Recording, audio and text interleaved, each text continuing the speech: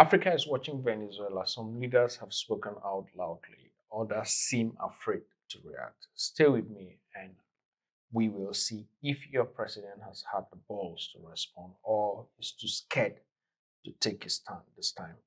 But first, here's what really happened. In early January 2026, the United States launched Operation Absolute Resolve in Venezuela.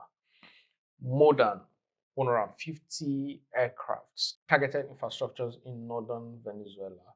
Ground forces landed in Caracas, and President Nicolás Maduro was captured.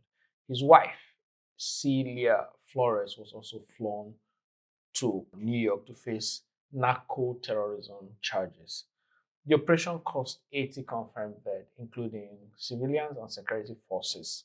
Officials warned these figures could rise. Across Africa, reactions have been mixed. The African Union expressed grave concern. South Africa called it a manifest violation of international law, and Ghana described it as unilateral and unauthorized.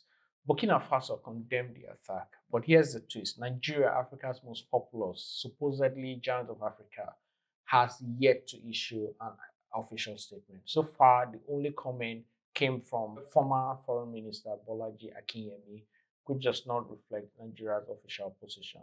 At the UN, the A3 bloc, comprising Liberia, DRC, and Sierra Leone, expressed deep concern, warning it threatened international peace and regional stability.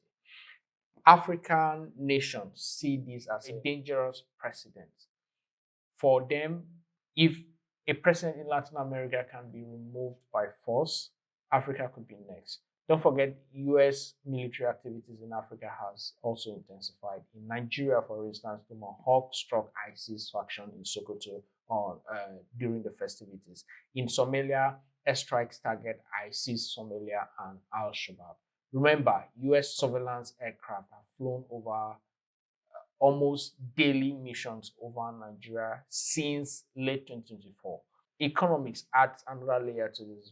Venezuela oil reserves are believed to be a key factor in the US operation. African oil producers like Angola, Libya, and even Nigeria are watching closely. Analysts warn that oil driven interventions could shift global markets and threaten African producers. Venezuela is more than a distant crisis, it is a test case of international law, sovereignty, and economic security.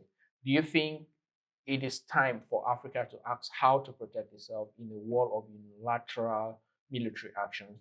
If you have thoughts on these events, drop a comment, like, and subscribe to Tell Africa TV to stay updated on stories that matter to the continent.